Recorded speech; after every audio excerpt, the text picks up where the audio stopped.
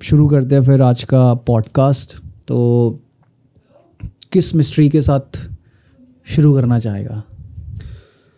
Mystery तो एक ही है भाई, जो अभी हम रिसर्च कर रहे हैं जिसके बारे में।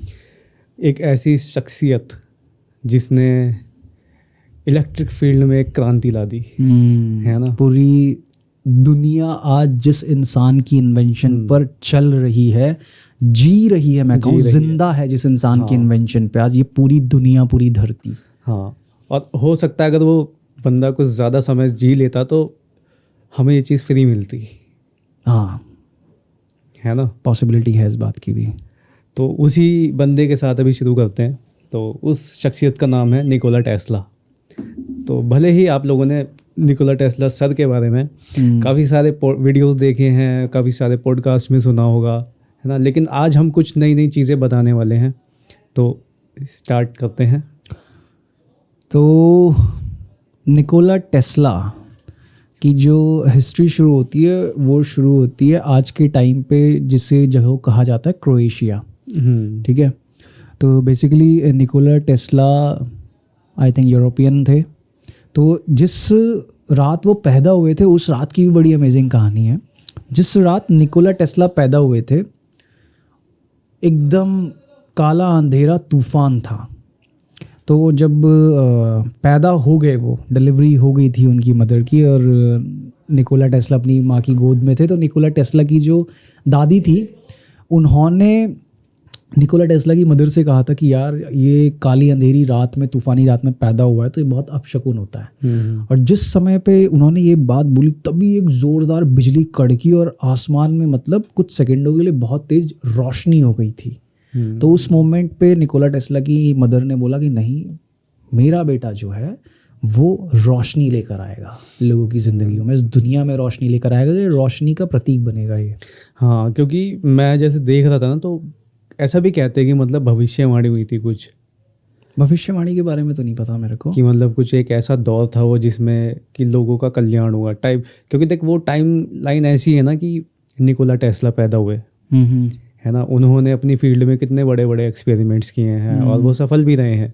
और ऐसे ही उस टाइम पर ये मान कि उनके साथ और भी काफ़ी, हाँ, थॉमस एडिसन थे, अल्बर्ट आइंस्टाइन थे, एंड जिन्होंने न्यूक्लियर बॉम्ब बनाया, रॉबर्ट जे ओपेनहाइमर, हाँ, ना, ये सब लोग हुए जिन्होंने मतलब आज की जैसी दुनिया है उस दुनिया को वैसा बनने के लिए उन्होंने वो सारे इन्वेंशंस किए उस समय पर। क्योंकि अगर तू सोच कि अगर उस टाइम पे निकोला टेस्ला ने एसी करंट का इन्वेंशन नहीं किया होता तो आज की दुनिया मतलब क्या होती, कितनी डिफरेंट होती।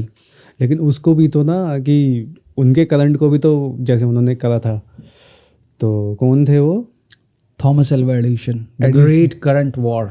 हाँ, वही तो। हाँ, उन्होंने कितना उसको नीचा दिखाने के लिए, मतलब कि उन्होंने एडिसन ने कुत्ते बिल्ली, है ना, यहाँ तक कि हाथी को भी मार दिया करंट लगा करके। हाथी को मार दिया था करंट लगा के, मतलब पूरा एक kind of circus show organise किया था शहर के चौराहे पे, ये सिर्फ दिखाने के लिए कि एसी करंट कितना खतरनाक है आप लोगों के लिए अगर आप उसको एक्सेप्ट करते हो अपने घरों के अंदर। तो एक पूरे जीते जागते हाथी को करंट लगा के मार दिया थॉमस अल्वा एडिसन ने, सिर्फ अपना पॉइंट प्रूव करने के लिए कि how harmful it is to use this AC current. तो वो इसलिए था सिर्फ क्योंकि थॉमस एडिसन जो थे उस समय पे डायरेक्ट कंपटीशन में थे निकोला टेस्ला के सामने। क्योंकि थॉमस एडिसन की जो कंपनी थी Edison electric company, Nikola Tesla के एसी करंट इन्वेंट करने से पहले वो ही पूरे शहर को डीसी करंट की सप्लाई किया करती थी। बट डीसी करंट के कई सारे ड्रॉबैक्स थे। एक तो ड्रॉबैक ये था कि डीसी करंट की जो पावर लाइन होती थी ना वो हमेशा स्ट्रेट लाइन में चल सकती है। अगर आप उसको, जैसे एसी करंट क्या होता है, कहीं भी उसका पोल ऐसे मुड़ जाएगा, कहीं भी स्ट्रेट लाइन, जरूरी नहीं आपको स्ट्रेट लाइन चाहिए, लेकिन डीसी करंट में होना चाहिए कि जो इलेक्ट्रिक पोल और लाइन चलेगी वो स्ट्रेट लाइन में जाएगी। और आप एक पावर स्टेशन से जब करंट छोड़ते हो तो वो करंट जो है सिर्फ और सिर्फ आगे 45 किलोमीटर्स तक ही जा सकता है। वो भी तब जब पावर लाइन पूरी स्ट्रेट लाइन में हो, सिर्फ तब। 45 किलोमीटर के बाद जो करंट है वो आगे लाइन में ट्रैवल नहीं कर पाता, क्योंकि डीसी करंट के अंदर इतनी ताकत नहीं होती है। तो एक टाउन को ही करंट देने के लिए हर थोड़ी थोड़ी दूर पे छोटे छोटे डीसी इलेक्ट्रिक स्टेशंस लगाने पड़ते थे, ठीक है। अब थॉमस एडिसन को हुआ कि भाई टेस्ला ने तो ऐसा बना दिया कि साला एक पावर स्टेशन से ही आप कितने ही 100 किलोमीटर आगे तक करंट भेज सकते हो। एंड उसमें भी ये चीज़ मैंडेटरी नहीं है कि आपको स्ट्रेट लाइन में ही सारी की सारी इलेक्ट्रिक पोल्स लगाने पड़ेंगे पावर सप्लाई। जाल फैला सकते हो एक तरीके से, कहीं से भी कैसे भी मोड़ के ले जा सकते हो, उस पर करंट की इंटेंसिटी पे कोई फर्क नहीं पड़ने वाला है। तो सबसे बड़ा ड्रॉबैक तो यही था डीसी करंट का। फिर दूसरा बड़ा ड्रॉबैक ये था डीसी करंट का कि उसके अंदर उतनी ज़्यादा ताकत नहीं थी। डीसी करंट के अंदर इतनी ज़्यादा ताकत नहीं थी कि वो बड़ी बड़ी जो मशीन्स थी उसको कंटिन्यूस चला सके। पावर कंजम्पशन बहुत था। जहाँ जैसे हम सुनते हैं ना कि इतने मेगावाट का एक हाइड्रो इलेक्ट्रिक पावर प्लांट लगा, तो जितने सपोज कर कि कोई 500 मेगावाट का पावर प्लांट लगा है एसी करंट का, तो जितना एसी करंट 500 मेगावाट में करंट जनरेट करेगा, उतना ही अगर हमें डीसी से करना पड़े ना तो 2 गुना 2.5 गुना बड़ा, मतलब एसी के लिए 500 मेगावाट तो डीसी के लिए उतना ही करंट जनरेट करने के लिए आपको कम से कम 2000 मेगावाट या 1500 मेगावाट का लगाना पड़ेगा, क्योंकि उसके करंट के अंदर उतनी पावर नहीं होती है। और दूसरा क्या है कि वो मेंटेनेंस ज़्यादा मांगता था, क्योंकि जितने ज़्यादा इलेक्ट्रिक पोल, जितने ज़्यादा पावर स्टेशन, उतनी ज़्यादा मेंटेनेंस। पर एसी करंट के साथ ऐसा कुछ था ही नहीं।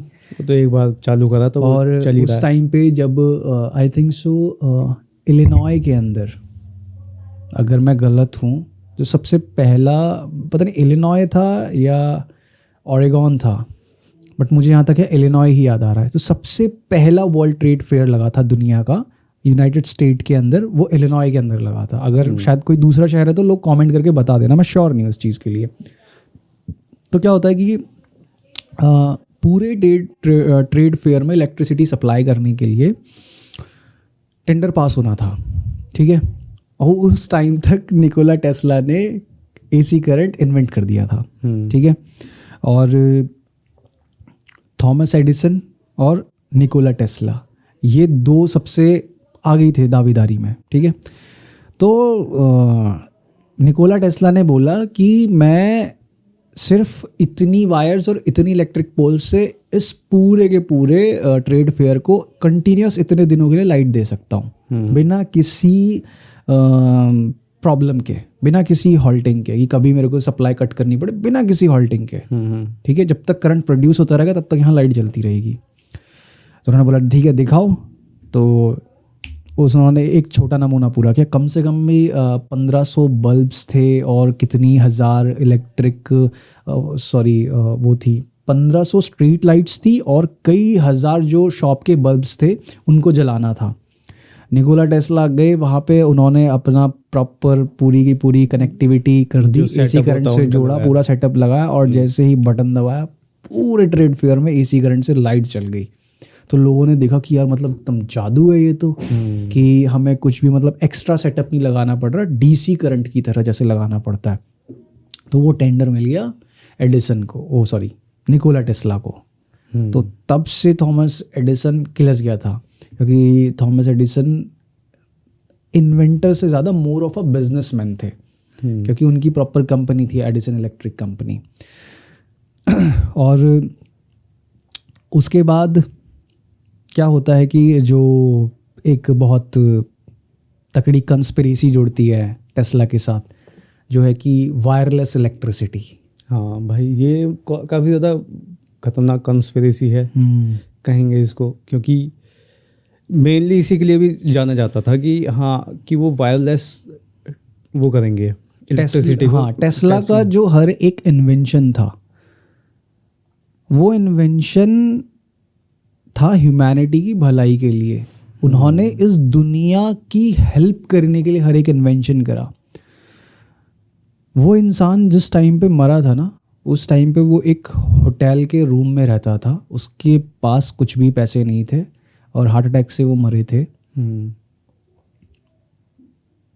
वो इंसान दुनिया का सबसे अमीर इंसान हो सकता था उस समय पर। ऐसा बताते हैं ना कि मतलब जब वो मरा था तो बाद में FBI या उनके कोई रिलेटिव्स में कोई आया था, तो उनके पास जितने भी उनके टेक्निकल डॉक्यूमेंट्स थे, ब्लूप्रिंट्स थे, वो सब उन्होंने अपने अंडर में ले लिए थे। हाँ, जब टेस्ला की खबर पहुंची कि टेस्ला ऐसे ऐसे एक्सपायर हो चुके हैं, तो उनके जो भतीजे थे, नेफ्यू उनके, वो होटल पहुंचते हैं उनके रूम में, तो देखते हैं कि टेस्ला की बॉडी भी नहीं है वहाँ पे, और टेस्ला के जितने डॉक्यूमेंट्स थे, उनके रिसर्च पेपर्स, उनके एक्सपेरिमेंट के लॉग्स जो थे, कुछ भी नहीं है। पूरा उनका जो रूम है खाली है। फिर उसके बाद जब वो पहुंचते हैं गवर्नमेंट ऑफिशियल्स के पास, उनसे पूछते, तब बोलते कि हाँ हमने ऐसे ऐसे हमारे पास है। तो तकरीबन ऐसा बताते हैं हज़ारों में थे डॉक्यूमेंट्स। हाँ, 1000+ डॉक्यूमेंट्स थे। उसमें से सिर्फ और सिर्फ उनके नेफ्यू को 200 डॉक्यूमेंट वापस मिले थे। बाकी सारे के सारे डॉक्यूमेंट FBI ने जब्त कर लिए थे। बोला कि इसमें US गवर्नमेंट के साथ निकोला टेस्ला ने जो काम किया था उससे रिलेटेड और उन एक्सपेरिमेंट्स और उन रिसर्च से रिलेटेड इंफॉर्मेशन है, तो ये US गवर्नमेंट की प्रॉपर्टी बनती है एक तरीके से। अब सोचने वाली बात यही है ना, अगर वो गवर्नमेंट के साथ काम कर रहा तो इतना उसके पास पैसा क्यों नहीं था? एग्जैक्टली है ना, वो पैसों की तंगी के चक्कर में वो अपने काफ़ी सारे एक्सपेरिमेंट्स पूरे नहीं कर पाया। एग्जैक्टली। और इवन यहाँ तक कि एक और मिस्ट्री कहें या इसको कॉन्स्पिरेसी कहें, मिस्ट्री है एक तरीके से, कि जब टेस्ला अपने लास्ट डेज में थे तो एक जर्नलिस्ट उनके पास आई थी, एक लेडी जर्नलिस्ट थी इंटरव्यू लेने के लिए। टेस्ला इंटरव्यूज़ नहीं देते थे बहुत ज़्यादा, क्योंकि न्यूज़पेपर में टेस्ला के बारे में बहुत सारी उटपटांग चीज़ें लिखी गई थी। उनको मैड साइंटिस्ट, ये इंसान पागल है, ये सब चीज़ें लिखी थी न्यूज़पेपर में उनको बदनाम करने के लिए, तो इसलिए बहुत ज़्यादा इंटरव्यूज़ वो देते नहीं थे। एक लेडी जर्नलिस्ट आती है उनके पास, रिक्वेस्ट करती है, तो बोलते हैं कि ठीक है मैं आपको दे दूंगा इंटरव्यू, आप मेरे से कल मिलना। वो लेडी जर्नलिस्ट आती हैं, ठीक है, और टेस्ला से काफ़ी सारी चीज़ें पूछती हैं। वो उनकी पर्सनल लाइफ के बारे में, उनकी प्रोफेशनल लाइफ के बारे में, उनके साथ क्या हुआ क्या नहीं हुआ, किस तरह के उन्होंने एक्सपेरिमेंट्स किए, गवर्नमेंट के साथ क्या काम किया, वो सब बताते हैं। जैसे ही वो लेडी उनके रूम से बाहर निकलती है, नीचे होटल की लॉबी में बैठी हुई होती है ना, ऐसे ही उनके पास 2 अननोन लोग आ जाते हैं, मतलब ब्लैक सूट पहना हुआ होता है उन्होंने, गवर्नमेंट ऑफिशियल टाइप आ जाते हैं उनके पास, और वो बोलते हैं कि आपने निकोला टेस्ला से क्या बात करी है, और जो भी आपने इंटरव्यू रिकॉर्ड किया है वो आप हमें दे दो। तो बोलती है आप कौन सब, तो कुछ नहीं बोलते बोलते सीधा का सीधा, आपको अगर इस गेट से बाहर जाना है तो जो कुछ भी बातें करी हैं आपने वो बताओ, और जो ये इंटरव्यू रिकॉर्डेड है वो हमको दो। तो उन्होंने जो पूरे रिकॉर्डर में इंटरव्यू रिकॉर्ड किया था वो उसकी वो ले लेते हैं उनसे, क्लिप ले लेते हैं, क्लिप पूरी ले लेते हैं, जो पहले कैसेट्स चलती थी तो वो पूरी कैसेट ले लेते हैं उनसे, और उस लेडी को फिर छोड़ देते हैं। तो लेडी ने ये कहानी डॉक्यूमेंट करी हुई थी किसी न्यूज़पेपर में कि ऐसा ऐसा हुआ उनके साथ। तो मतलब निकोला टेस्ला पे किस तरह से नज़र रखी हुई थी गवर्नमेंट ऑफिशियल्स ने, क्योंकि इतने इम्पॉर्टेंट काम किए हुए थे उस इंसान ने जो गवर्नमेंट के टॉप सीक्रेट प्रोजेक्ट से भी रिलेटेड थे। और ये था कि यार वो इंसान, जैसे मैंने बताया कि AC करंट उसने डेवलप किया, तो वो इंसान दुनिया का सबसे अमीर इंसान हो सकता था, लेकिन फिर भी वो गरीबी में मरा। सिर्फ किस लिए? क्योंकि नायग्रा फॉल्स पे उनको एक क्या बोलते हैं उसको, पावर जनरेशन, पूरा हाइड्रो क्या कहते हैं उसको, प्लांट, हाइड्रो इलेक्ट्रिसिटी प्लांट बनाना था उनको। तो उसको बनाने में बहुत प्रॉब्लम्स आ रही थी। जो कंपनी उनको फंड कर रही थी पूरी, तो उसके पैसे ख़त्म होते जा रहे थे, ठीक है। तो तब निकोला टेस्ला ने बोला था कि ठीक है, जो भी मेरी रॉयल्टी है तुम उसको कैंसिल कर दो, जो मेरी रॉयल्टी का पैसा मुझे मिलने वाला है वो इस प्रोजेक्ट में लगा दो, पर इसको बनना हो। तो उनके जो कॉन्ट्रैक्ट में रॉयल्टी और उनकी फ़ीस वगैरह जो थी उन्होंने सब छोड़ दी थी, तब जाके वो प्रोजेक्ट कंप्लीट हो पाया था। तो उस इंसान को कोई ज़रूरत नहीं थी वो चीज़ करने की, क्योंकि मैं कह रहा हूँ कि आज के टाइम पे कोई इंसान कुछ भी बनाता है, आज के टाइम पे अगर मैं देखूँ या उस टाइम पे भी देखूँ कि जिस इंसान ने भी जो कुछ बनाया तो उससे प्रॉफिट ही प्रॉफिट बनाना उसका सोल पर्पस था। लेकिन निकोला टेस्ला उस समय का सिर्फ इकलौता इंसान था जिसने भाई मतलब अपनी रॉयल्टीज छोड़ देना। हाँ यार, वो अब देखना, नोबेल प्राइज़ की बात कर रहे थे कदम, तो उसी बंदे ने बोला था कि जो पार्टिकल रे होती है उसमें पार्टिकल्स होते हैं, है ना, और उन्होंने बोला कि एटम्स जो है वो यूनिवर्स की तरह काम करते हैं, वैसे प्लानिटरी होता है ना कि घूमते हैं एक तरफ। मतलब वो बंदा ये चीज़ पहले बोल चुका था, लेकिन उसको कुछ वैसा कुछ मिला नहीं उसको अप्रिसिएशन। लेकिन वही बात बाद में इन्होंने, क्या नाम है तेरा, एडिसन वगैरह इन लोगों ने बोली तो उनको नोबेल प्राइज़ मिल गया। हाँ, उस इंसान को नोबेल प्राइज़ तक नहीं मिला, तो वो रिकग्निशन उस इंसान को मिली नहीं, क्योंकि सब उसको मतलब बहुत ज़्यादा मैड साइंटिस्ट, ये पागल इस तरीके से ट्रीट करते थे।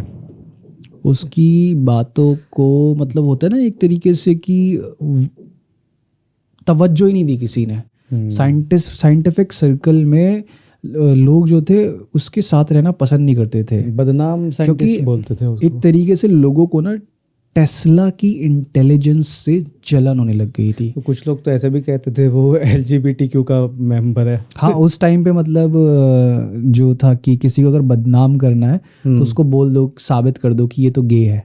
हाँ, क्योंकि उसका एक फ्रेंड था कोई, उससे काफ़ी ज़्यादा क्लोज था वो। हाँ, तो उस टाइम पे, क्योंकि उस टाइम पे वेस्टर्न कंट्रीज़ में गे वगैरह होना मतलब ऐसा माना जाता था कि अछूत है बंदा बिल्कुल, ठीक है। तो जो काफ़ी सारे गे लोग हुआ करते थे वो इस बात को दबा के रखते थे, ठीक है। और अगर किसी को पता भी चल जाए तो सोसाइटी में उनकी कोई इज्जत नहीं करता था।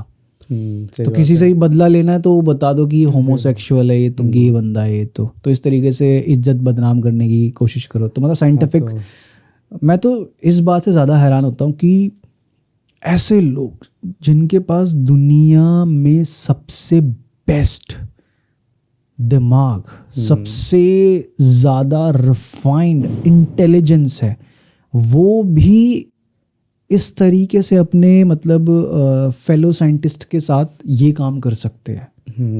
मतलब सोचना, एक साइंटिस्ट वो इतना समझदार है, उसके बाद इतनी तगड़ी इंटेलिजेंस है, इतना पढ़ा लिखा, तब भी वो सामने वाले साइंटिस्ट से जेलसी लेके मन में और उसको नीचा दिखाने के लिए उसको गे साबित कर देंगे कि भाई ये गे हो सकता है। अब वो है कि देख, साइंटिस्ट का काम है दुनिया को बेहतर बनाना, लेकिन जब साइंटिस्ट ही आपस में एक दूसरे से जेलसी फील करने लग जाए कहाँ से दुनिया बेहतर, कहाँ से दुनिया बेहतर होगी ना। और वो बंदा बनाना चाहता था एक्चुअल में कि भाई वो गरीबी में मरा ही इसलिए वो बंदा, है ना।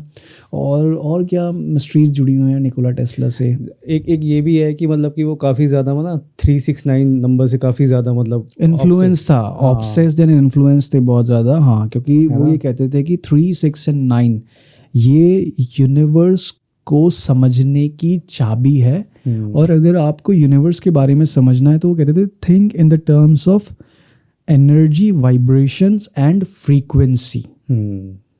तो उन्होंने जो तू पहले एपिसोड में तूने बताया था ना, इससे पहले जो आकाशिक रिकॉर्ड्स वाला गया था, हाँ, तो वो यही मानते थे कि मतलब एक ऐसे पोर्टल है या एक ऐसी जगह है जहाँ पे इस दुनिया की पूरी इंफॉर्मेशन, इस पूरे ब्रह्मांड का ज्ञान उस जगह पे इकट्ठा है। और अगर हम अपनी दिमाग की फ्रीक्वेंसी को उस आइडिया की फ्रीक्वेंसी के साथ मिला दे, रेजोनेट कर दे, जो आइडिया हम क्रिएट करना चाहते हैं, तो हम उस आकाशिक रिकॉर्ड में से वो जो नॉलेज का कोर है यूनिवर्स में, वहाँ से वो आइडिया और वो सारी इन्फॉर्मेशन उस चीज़ को बनाने की, उस चीज़ को इम्प्लीमेंट करने की डाउनलोड कर सकते हैं। वो ये चीज़ प्रैक्टिकली करते थे, इसलिए वो उन्होंने ये बताई, क्योंकि कहते हैं ना कि मतलब कि उनके दिमाग में आइडियाज़ आते थे और वो उन्हें 360 डिग्री रोटेट करते थे। एग्जैक्टली रोटेट करते थे। और उनके जितने भी एक्सपेरिमेंट्स होते थे वो ये कहते थे कि मैं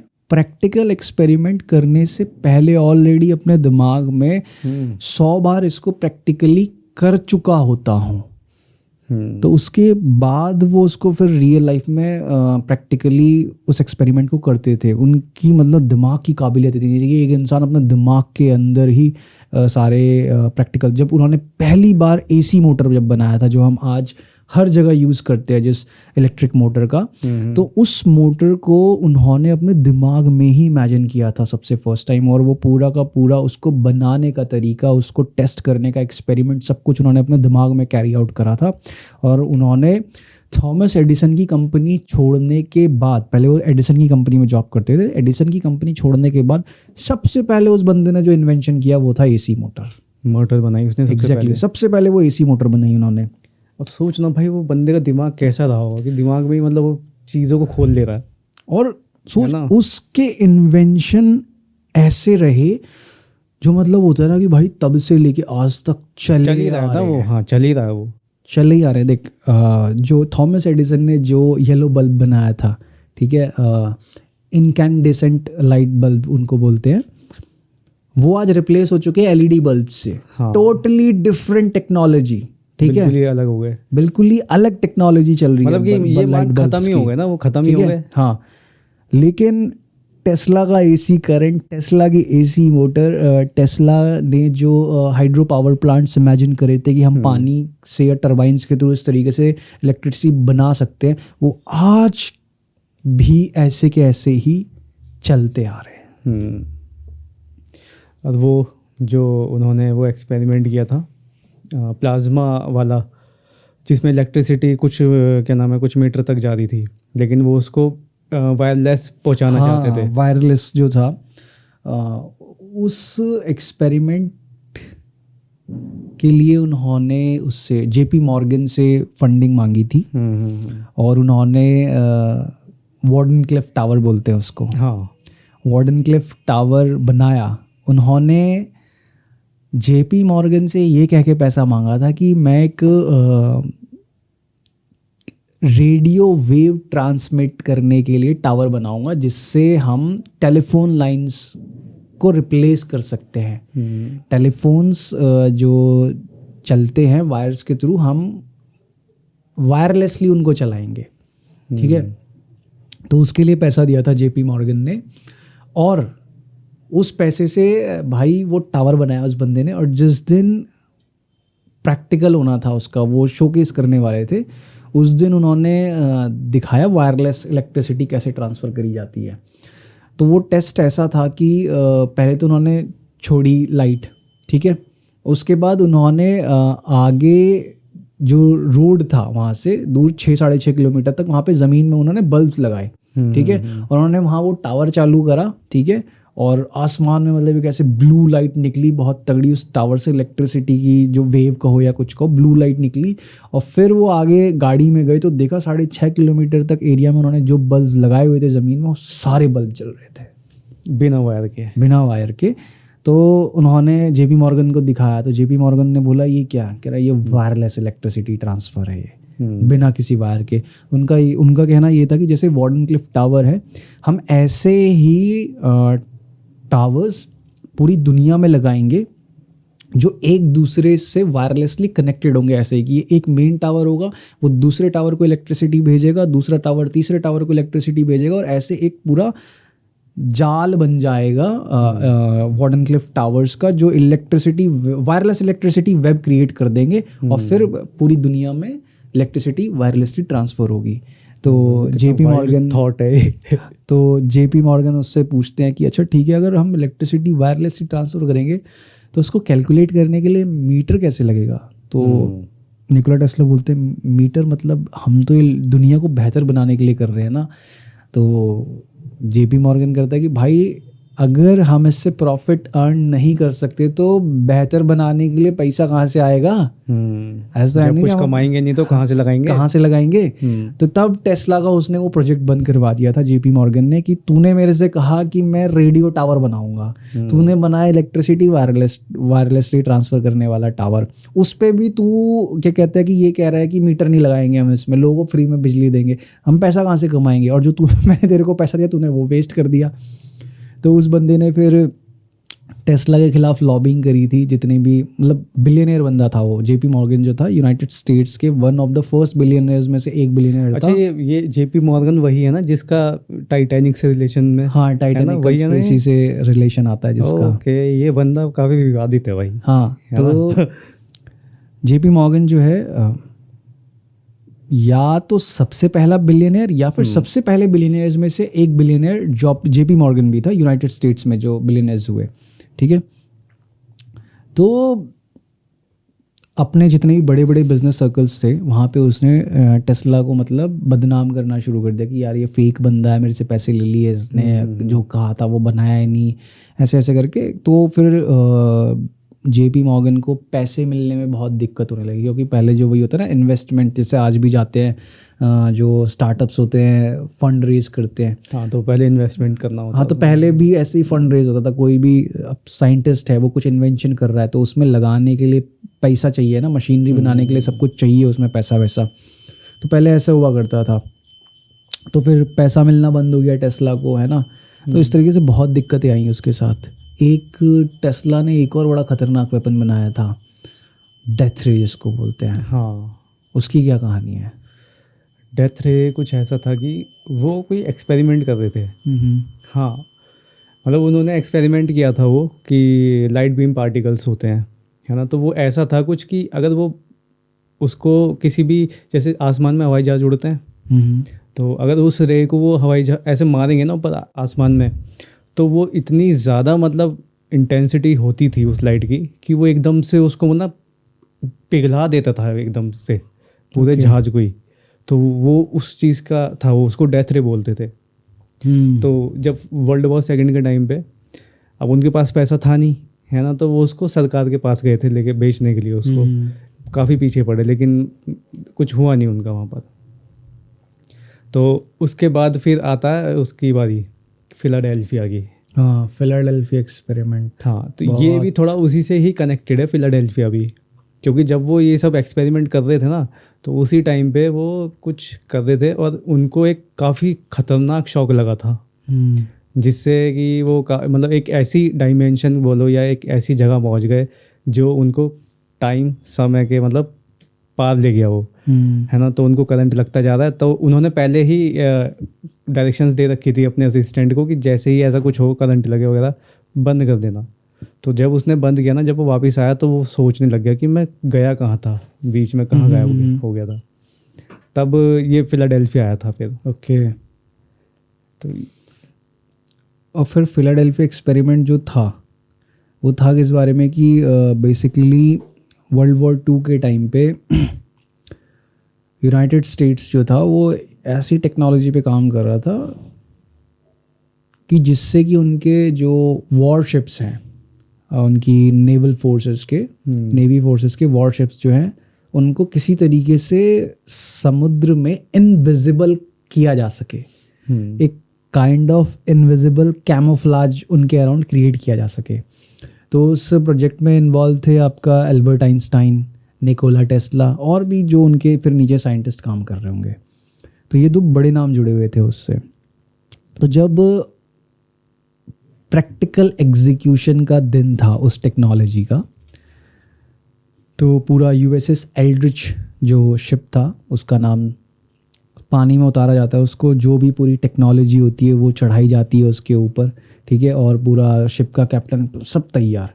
और जब उस टेक्नोलॉजी को जैसे ही एग्जीक्यूट किया जाता है ना, तो वो जो जहाज़ था वो गायब हो जाता है। तो सबको लगता है कि जहाज़ गायब हो गया, मतलब वो वहीं खड़ा है लेकिन अब इनविजिबल हो गया है जहाज़। लेकिन थोड़ी देर बाद क्या होता है कि वो जो जहाज़ है एकदम से किसी दूसरी जगह पे प्रकट हो जाता है।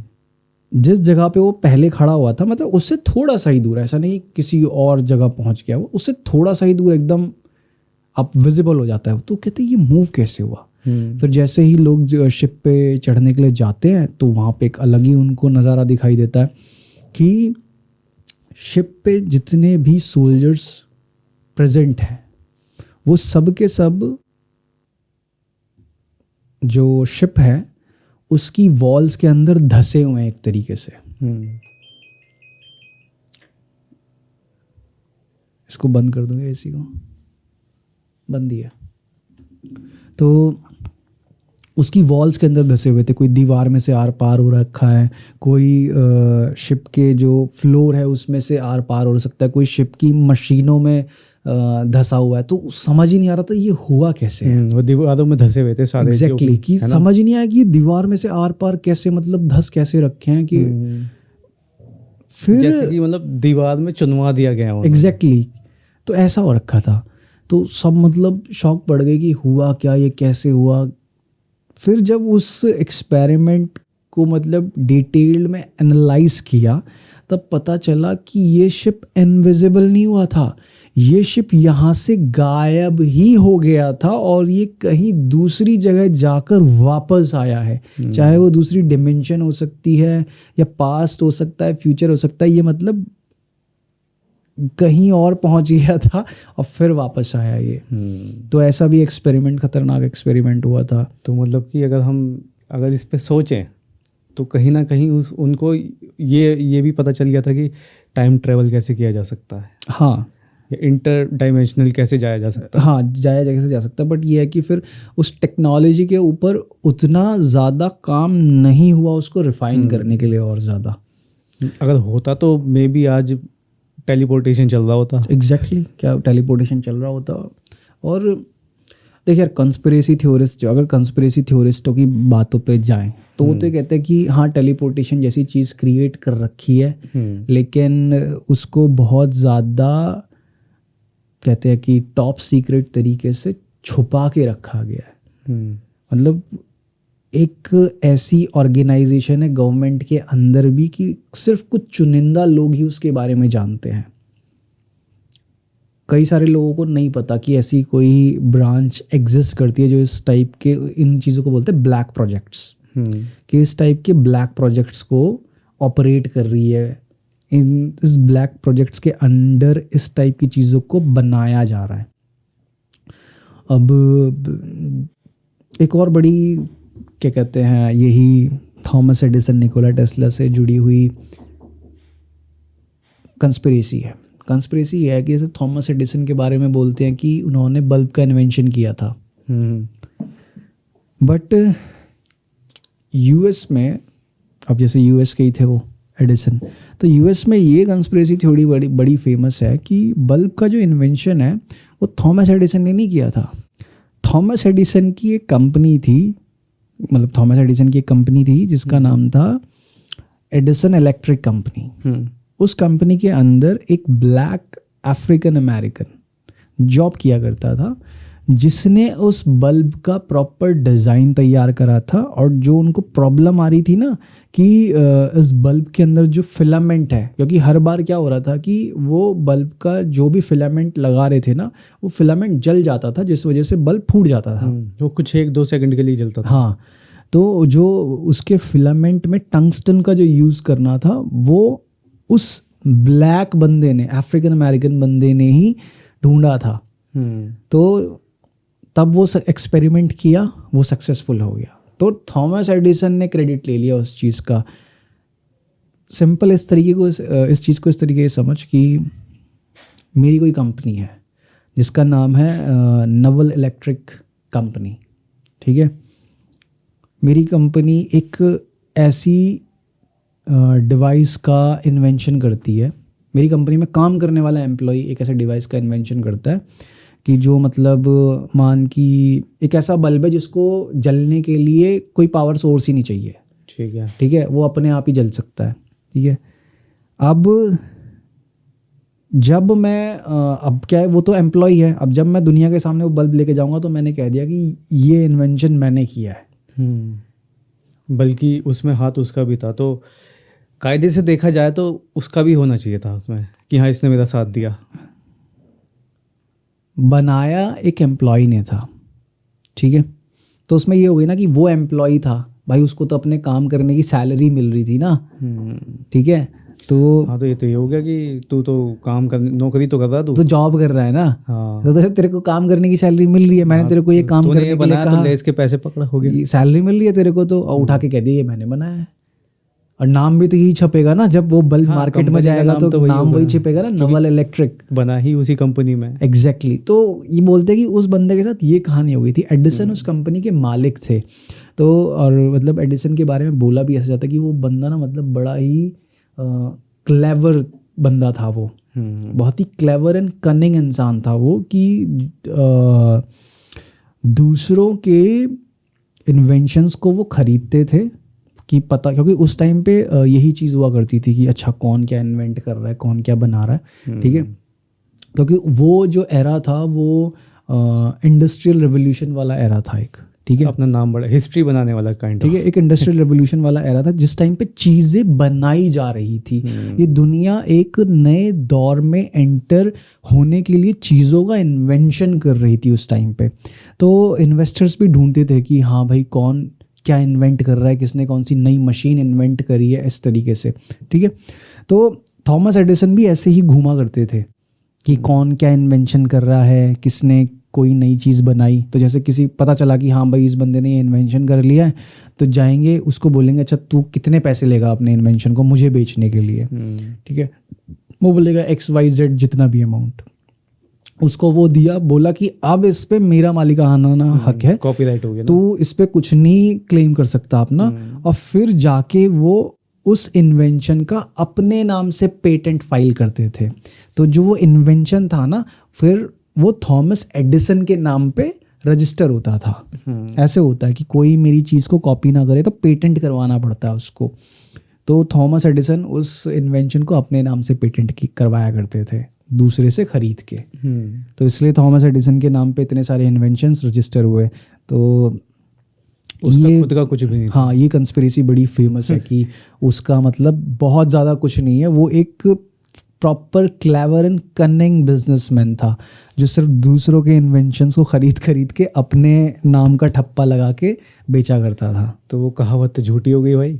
कौन सी? कि मतलब कि 100 बार प्रैक्टिस करी, 1000 बार प्रैक्टिस करी, 10,000 की, हाँ, कि वो जो कहते कि आपने 10,000 बार मतलब कोशिश करी, आप हारे नहीं। तो उसने कहा था कि कि भाई मैं एक बार बल्ब बना, लेकिन मैं 9,999 तरीके ऐसे जानता हूँ कि जिनसे बल्ब नहीं बनाया जा सकता। साला तो भाई भैया हिस्ट्री जो है ना वो बड़ी ही मिस्ट्रीज से भरी हुई है। History is filled with the unsolved mysteries ना, तो वही चीज़ है और ये बड़ी अमेजिंग है। और किस चीज़ पे बात करने वाले थे हम आज? और तो वैसे यही है बात कि निकोला टेस्ला इतने ज़्यादा मतलब रहस्यमय आदमी थे कि मतलब ऐसा भी कहते थे ना कि उनको कि मतलब कि एलियंस से हाँ, वो मिलता था उनको। वो खुद कहा करते थे इस बात को कि उनको किसी बाहरी सिविलाइजेशन से कुछ मेंटल सिग्नल्स प्राप्त होते हैं उनको। कि वो कहते हैं कि मैं मेंटली कुछ सिग्नल्स मेरे को रिसीव होते हैं, जिन सिग्नल्स के अंदर इंफॉर्मेशन एंड इंस्पिरेशन होती है वो इन्वेंशंस करने की जो मैं करता हूँ। और ये चीज़ एक ही एक्सपेरिमेंट में दिखाई देती है मेरे को।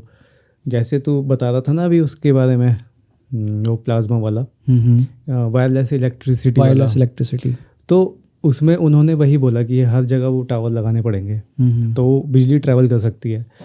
और ये इंस्पिरेशन उनको उसको देख के मिला था, पिरामिड्स को देख कर गए, क्योंकि पूरी दुनिया में पिरामिड्स हैं।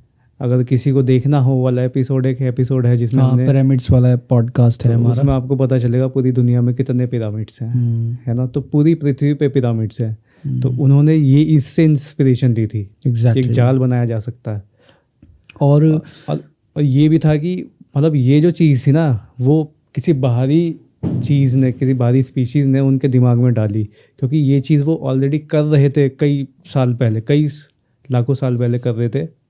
तो ह्यूमैनिटी को आगे बढ़ाने के लिए उन्होंने उनके दिमाग में ये चीज़ फीड करी।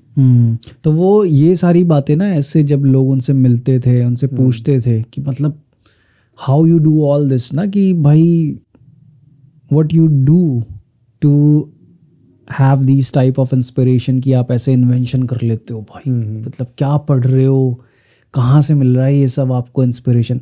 तब वो लोगों से मिलके बोला करते थे कि भाई मुझे ऐसा लगता है कि कोई बाहरी एलियन सिविलाइजेशन है जो मुझे ऐसे सिग्नल मैसेजेस भेजते। फिर वो लोग जाके न्यूज़पेपर्स में ये सब बातें छापते थे, तो इसलिए उनका ना मजाक बनने लगा कि यार ये इंसान ऐसे मजाक कर रहा है। तो उस इंसान ने फिर ये भी कहा था कि अगर साइंस सिर्फ जो दिखता है उसके साथ साथ जो नहीं दिखता है, हमारा जो नॉन विजिबल वर्ल्ड है, उस पे भी रिसर्च करने लगे ना, तो हम 100 साल में जितनी ग्रोथ करेंगे वो सारी ग्रोथ 10 साल में हो सकती है। A century of growth can happen in a decade. तो ये चीज़ कहा करते थे वो। इवन यहाँ तक कि जैसे वो कहते थे कि अगर आपको यूनिवर्स को जानना है तो you have to think in terms of energy, vibration and frequency. तो फ्रीक्वेंसी से जुड़ा हुआ उन्होंने एक ऐसा डिवाइस बनाया था ना भाई, जिसकी वजह से जिस टाउन में उनकी बिल्डिंग थी और जिस बिल्डिंग के अंदर उनकी लैब थी, वहाँ पूरा अर्थक्वेक आ गया था। बेसिकली क्या था, उन्होंने एक ऑसिलेशन मशीन बनाई थी। ठीक है, तो एक दिन वो अपनी लैब में जाते हैं और वो ऑसिलेशन मशीन जो होती है वो उसको ऑन कर देते, छोड़ देते उसको ऑन करके। छोड़ने के बाद वो ऑसिलेशन मशीन जो होती है वो धीरे धीरे धीरे धीरे धीरे चलती रहती है काफ़ी देर। तो धीरे धीरे चलने के बाद तो निकोला टेस्ला देखते हैं कि जहाँ पे वो मशीन रखी हुई है ना, वहाँ की दीवार पे क्रैक पड़ रहे हैं। तो हैरान हो जाते कि यार ये क्या हो रहा है, क्रैक कैसे पड़ रहे हैं। तो थोड़ी देर तक तो वो मतलब ऐसे समझते हैं कि हो क्या रहा है इसमें। तो धीरे धीरे क्रैक बढ़ने के बाद उनको ऐसा लगता है कि जो फ्लोर है बिल्डिंग का वो वाइब्रेट हो रहा है, हिल रहा है, कांप रहा है भयंकर। और फिर धीरे धीरे धीरे धीरे पता चलता है कि पूरी बिल्डिंग, उनको ऐसा लगता है कि यार कि बहुत ज़्यादा शेक होने लगी, और जो वो ऑसिलेशन मशीन है वो भी बहुत ज़्यादा स्पीड पे ऑसिलेट हो रही है, वो बहुत ज़्यादा तगड़ी फ्रीक्वेंसी पे ऑसिलेट हो रही है वो मशीन।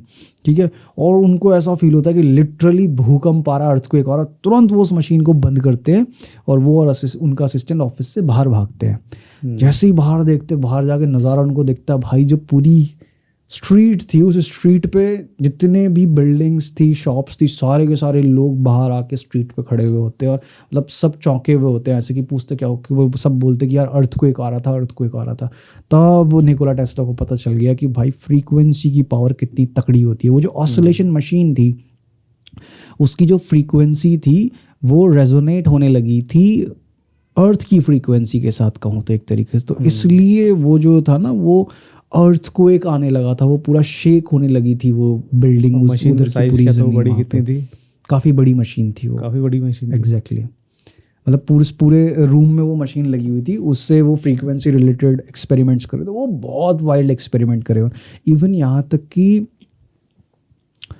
उस इंसान ने एंटी ग्रेविटी एयरक्राफ्ट्स के ऊपर भी पेपर्स लिखे हुए थे, और उस पेपर में उन्होंने अपने एयरक्राफ्ट्स के जो डायग्राम्स बनाए हुए थे ना, वो डायग्राम्स एक फ्लाइंग सॉसर से पूरे के पूरे मैच करते हैं। सो जो इंसान एंटी ग्रेविटी के बारे में उस टाइम पे सोच रहा था, एंटी ग्रेविटी के बारे में, टाइम से बहुत आगे थे वो, बहुत आगे था वो इंसान अपने टाइम पे। अब सोचना कि उस इंसान के जाने के बाद भी ये दुनिया आज के टाइम पे इसी करंट पे चल रही है, और आगे भी न जाने कितने सालों तक चलती रहेगी, जब तक कि हम एक कोई ऑल्टरनेट पावर सोर्स नहीं ढूंढ पाते। अब सोचना, थॉमस एडिसन ने इतना वो बनाया, वो डीसी करंट, पहले उसको हम लोग मेन वो मानते थे, हाँ। मेन स्ट्रीम ये है, फिर आया एसी करंट, अब मेन स्ट्रीम तो ये है, अब हम उसको बैकअप में रखते हैं। एग्जैक्टली, है ना, वो बाद में है, वो एज एन बैकअप यूज। अब सिंपल सी बात है ना, वो घर में जो इन्वर्टर्स यूज होते हैं वो डीसी करंट होता है वो, ठीक है। अब वो है ना कि कैसे यूज होता है वो, पर्टिकुलर लोड के हिसाब से आपको इन्वर्टर्स लेने पड़ते हैं, हाँ, है ना। अच्छा, आपके घर में 3 बल्ब 2 पंखे चलेंगे तो 1 बैटरी वाला, अच्छा 3 पंखे 10 बल्ब जलेंगे तो 2 बैटरी वाला लो, टीवी भी चलाना है आपको, ये सब चीज़, फिर तो भाई 4 बैटरी वाला इन्वर्टर लो। तो सेम यही प्रॉब्लम थी डीसी करंट के साथ, कि हर एक टाउन का जो इलेक्ट्रिक लोड होता है वो डिफरेंट होता है। हाँ, किसी में ज़्यादा घर होते हैं, किसी में कम होते हैं। फिर ज़रूरी नहीं है कि हर घर में same amount of electrical appliances हों, वो डिफरेंट होते हैं। तो इसलिए वो डीसी करंट के साथ बहुत पंगा था। एसी करंट के साथ ऐसा कोई पंगा ही नहीं है, एक ही फ्लो है भाई। एग्जैक्टली। तो निकोला टेस्ला यार अपने आप में एक बड़ी महान हस्ती थे, और बड़ी ही मिस्टीरियस हस्ती थे वो, है ना। जीना चाहिए था उनको। एग्जैक्टली यार, मतलब अगर उस इंसान को अपने पोटेंशियल को प्रॉपर साबित करने का मौका दिया जाता और उनको वो पैसा दिया जाता ना जो वो डिज़र्व करते थे, वो इंसान मैं कह रहा हूँ कि बहुत बहुत ख़तरनाक चीज़ें करके चले जाता, बहुत अमेजिंग चीज़ें करके चले जाता। तो मज़ा आया आज का पॉडकास्ट करके। बिल्कुल। नेक्स्ट वीक हम फिर से लौटेंगे ऐसे ही एक और अमेजिंग टॉपिक के साथ। तब तक के लिए bye bye and thank you हमारे साथ हमारे इस पूरे 50 पॉडकास्ट की जर्नी में बने रहने के लिए। एंड थैंक यू आपके इस अमेजिंग सपोर्ट और अप्रिशिएशन के लिए। मिलते हैं आपसे फिर से नेक्स्ट वीक।